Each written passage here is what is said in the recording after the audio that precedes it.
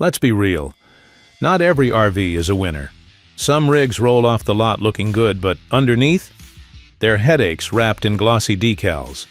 And in 2025, dealers are stuck with them. These are the units that sit the longest, draw the most complaints, and get offered with "just take it off our hands" pricing. Right now, across the country, sales managers are begging for someone, anyone, to clear these out. Trade-in value? A joke? Resale? Don't count on it. These are the models buyers scroll past, mechanics curse under their breath, and owners warn each other about in forums. In this video, I'm counting down 20 RVs no one wants. The overbuilt, overpriced, and overhyped models that even dealers are ready to dump. If you're shopping right now, this list might save you thousands, or save you from a giant mistake. Let's get into it. The Salem Hemisphere is one of those rigs that look great on paper. Slick interiors, big slide-outs, and lightweight construction. But when you dig a little deeper, the flaws pile up fast. Owners complain about soft flooring, water intrusion around windows and roof seams, and components that simply weren't built to last. The biggest issue? Forest River pushed this model hard during the pandemic surge, leading to rushed assembly and widespread quality control problems. Now dealerships across the country are buried in leftover stock that's aging fast and selling slow. Even aggressive price cuts aren't moving them. Buyers see the online reviews, the warranty issues, and the depreciation curve, and they walk. For dealers, it's become the rig they try to package in with trade-ins or blowout bundles. And once they're off the lot, good luck with resale. Unless you plan to gut and rebuild, the Salem Hemisphere might be one of the worst deals you could drag home in 2025. The Thor Hurricane has all the flash of a premium Class A, without the build quality to back it up. Known for slick marketing and loaded floor plans, the Hurricane promised luxury at a lower price. In reality, it's plagued with construction issues, squeaky interiors, and electrical gremlins that leave owners stranded or stuck in service bays. Slide-outs leak, trim falls off, and systems fail early, especially in models built during the production rush of 2020-2022. What makes it worse? It's a gas-powered Class A, which means high operating costs without the long-haul durability of diesel. These rigs are also tough to resell. Most buyers looking at this price range now prefer smaller, more efficient Class Cs or upgraded trailers. Dealers know it. That's why so many Hurricanes are sitting under clearance banners with prices slashed tens of thousands off MSRP. But even with markdowns, smart buyers are steering clear. The Hurricane might look like a storm of value, but once you're inside, it's just a flood of regret. The Catalina Legacy Edition has been a staple in entry-level travel trailers for years, but in 2025, its shine has worn off. What used to be considered an affordable family option is now viewed as a low-quality rig with a high risk of problems.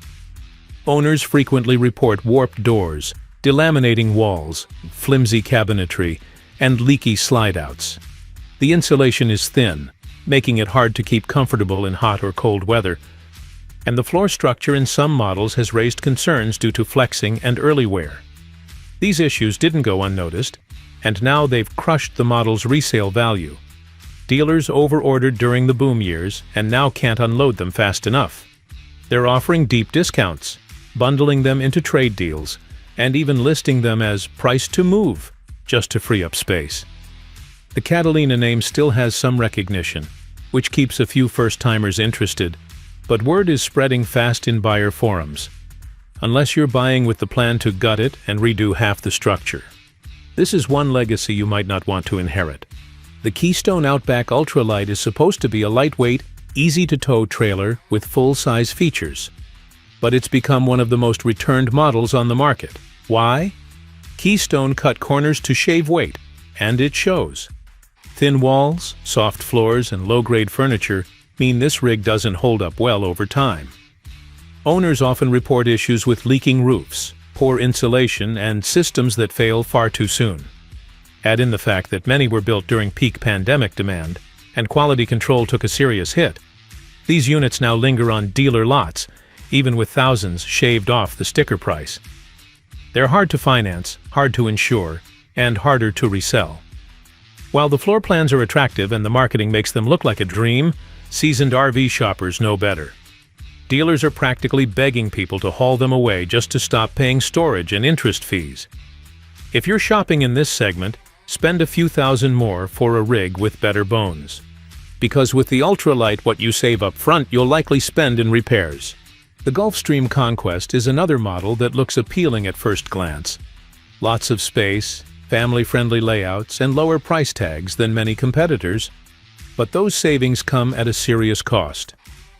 Known in forums as a fix-it-yourself special, the Conquest is notorious for weak construction, outdated design, and hit-or-miss quality. Plumbing leaks, electrical issues, roof failures, you name it, owners have seen it.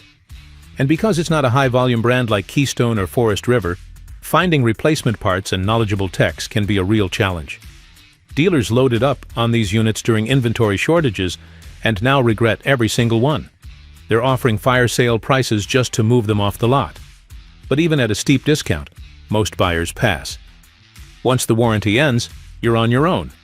And that's when the real costs start. If a dealer offers you a Gulfstream Conquest deal you can't refuse, just know they're trying to get rid of a problem they no longer want to fix. The Thor Freedom Elite is a familiar name in rental fleets and budget Class C offerings, but it's gained a reputation for being more cheap than elite. Built fast and often bare bones, this model cuts corners in places that matter, like insulation, wiring, and build quality behind the walls. Owners frequently report rattling during highway travel, subpar cabinetry, and persistent roof leaks. The issue gets worse for units manufactured during the 2020-2022 production surge, when quality control fell off a cliff. These rigs now crowd dealership backlots and auction yards, often with barely used mileage but tons of wear. Buyers hoping for a turnkey road trip rig are often disappointed when they face early repairs and weak resale support. Dealers know these are a hard sell, which is why prices keep dropping. If a dealer offers you one for a steal, ask yourself why they're so eager to get it off the books. There's a reason they're still sitting there. The Jayco Redhawk was designed to compete in the premium lightweight trailer category, but its reputation hasn't kept up. While Jayco as a brand still holds decent market value, the Redhawk line suffers from structural inconsistencies and finish flaws. Multiple owner reviews cite warped doors, soft flooring, and sagging slide-outs after just a couple of seasons. The biggest issue is that it tried to be too luxurious while keeping weight down, a combo that doesn't age well. During the pandemic, Jayco ramped up production and flooded the market with these, many of which now sit unsold at dealers who overstocked. They're hard to finance, and even harder to move without a deep discount. A rig that promised upscale features now faces a resale market that treats it like a clearance unit. For buyers, it's a trap. Premium pricing upfront, discount value at trade-in. Dealers are getting desperate, but the savvy shopper knows to skip this one. The Coleman Light was supposed to be Dutchman's answer to the budget-conscious, lightweight trailer market. Instead, it turned into a cautionary tale. While the brand name is familiar and the price tag looks friendly, these rigs are plagued with build quality issues, especially around the frame and underbelly. Owners regularly report leaking water lines, unstable cabinetry, and serious flecks in the flooring. The lightweight construction just doesn't hold up under real use, especially if you're planning extended travel or off-grid time. Worse, Dutchmen flooded dealer lots with Coleman lights during the demand spike of 2021-2022, and many of those units are still sitting today. They were built fast and shipped faster, and now the warranty departments are buried under repair requests. Dealers are offering extreme discounts, but it's not out of generosity, it's to escape the headache. If a rig's best feature is cheap, it usually costs you more in the long run. That's the story here. The Wildwood X-Lite sells itself as a lightweight, affordable way to get into RV life, but it's become one of the more disappointing travel trailers on the market. While the Forest River is no stranger to mass production, this line is a clear example of quantity over quality. From poorly installed plumbing to delaminating walls and faulty slide-outs, owners are constantly reporting premature wear. The X-Lite in particular suffers from water intrusion issues, and it doesn't take long for mold and rot to start creeping in. Interior finishes wear quickly, doors warp, and you'll often find soft spots in the floor within a few seasons. Dealers are sitting on stock from multiple model years, slashing prices but still struggling to move them. For many buyers, this trailer is appealing because of the low sticker, but once they dig into owner forums or actually walk through a unit, the flaws become too obvious to ignore. It's not a trailer built to last, and that's why it's not selling. The Minnie Winnie used to be a trusted name in Class C motorhomes, but in recent years that reputation has taken a serious hit. Winnebago, under pressure to keep up with demand during the COVID surge, let quality slip on many of its entry-level lines. The Minnie Winnie got the worst of it. Owners report everything from plumbing failures and slide-out malfunctions to sagging roof lines and soft floors. Worse, its resale value dropped fast once better options entered the market. Today, buyers are skipping these rigs for newer, more fuel-efficient Class Bs or lighter towables. Dealers are sitting on aging inventory with little interest, offering steep discounts and bundling extras just to get a buyer to bite. Once known for reliability, the Minnie Winnie now finds itself in no man's land. Too expensive for a budget buyer, too compromised for an experienced one. It's not that every unit is a lemon, but enough of them are that people are staying away in droves. That's why dealers are practically giving them away. The Thor Chateau is one of the most common Class Cs you'll see on a dealer lot, and also one of the hardest to move in 2025. While it shares a platform with other Thor models like the Freedom Elite and Four Winds, the Chateau suffers from the same rushed construction, sloppy fit and finish, and long-term reliability issues that plague the whole lineup. The cabinetry is thin, plumbing is inconsistent, and many owners report water damage within the first year. Worst of all, Thor produced these in massive quantities during the boom, so now the market is saturated. Dealers are overloaded, and resale is in the tank. Even clean, low-mileage units are going for below expected trade-in value. If you find one with a big discount, there's probably a reason. These rigs often end up in rental fleets, meaning even the gently used ones can have a hard life behind them. Unless you're ready to do a lot of your own wrenching, this one's best left behind. The Heartland Mallard aimed to be a stylish mid-level travel trailer with residential features and family-friendly layouts. Instead, it's become one of the more frustrating rigs to own. The biggest issue? Durability. Thin wall construction, low-end appliances, and weak undercarriages lead to problems fast, especially if the trailer sees any kind of rough road or seasonal weather. Owners often report sagging floors, leaky roofs, and electrical issues in the first few years. And the layout designs, while appealing in photos, are often cramped in real use. The Mallard also took a hit during the pandemic production rush. Build quality fell hard, with sloppy trim, misaligned slide-outs, and finish work that looks rushed. Dealers are now loaded with unsold inventory and are offering massive markdowns just to get them off the books. But even at fire sale prices, these rigs are a tough sell. They're not built for long-term use, and they lose value fast. Unless you're camping a few weekends a year and don't mind fixing things yourself, skip the Mallard. The Passport SL by Keystone is marketed as an ultra-light travel trailer with modern finishes and easy towability. But in real-world use, it falls short. While the Passport brand has had some success, the SL line in particular struggles with quality and longevity. The biggest complaints include spongy floors, warped cabinetry, and poor weatherproofing. Units built between 2020 and 2023 saw an especially high number of warranty claims, with reports of sealant issues, slide malfunctions, and electrical shorts. These problems have made their way into online reviews and buyer forums, and the damage to the model's reputation is now showing up on dealer lots. Passport SLs are sitting unsold for months, with discounts piling up. Dealers are bundling accessories, offering free storage, and even cash incentives to move them. But savvy buyers are staying away. When a trailer looks good but can't hold up for more than a season or two, word gets around fast. The SL is now more associated with short-term value than long-term reliability, and that's exactly why it's stuck. The Coachmen Spirit was meant to be a well-rounded trailer, with a mix of comfort and utility. On the surface, it checks the boxes. Lightweight, slide-outs, bunk options, modern interiors. But get past the brochure, and things fall apart. Sometimes literally. Common complaints from owners include leaking windows, warped cabinetry, and poor roof seals. Structurally, the Spirit struggles with insulation and frame durability, making it a risky bet for anything beyond basic weekend trips. Build quality took a serious hit during the high-demand years, and it shows. Dealers are now stuck with multiple units from backlogged inventory, and despite deep discounts, they just aren't moving.